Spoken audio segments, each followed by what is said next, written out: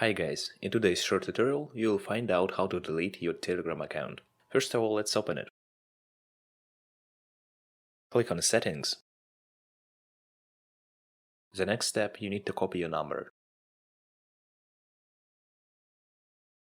Then you need to open the site, link to which will be in description of this video. I follow the link. Then you should paste your phone number. And click on Next. After it, we get a message in our Telegram. It's a code. This code we need to copy. Then we get back to the site and enter it. Then we click on Sign In. Here we are asked why we want to delete this account. In the small window below, where you're living, you can tell about it.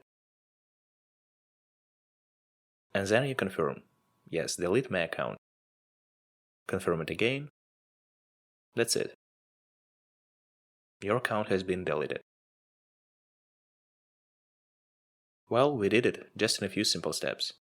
Thanks you guys for watching. Don't forget to hit the like button and subscribe. Your support is important to us.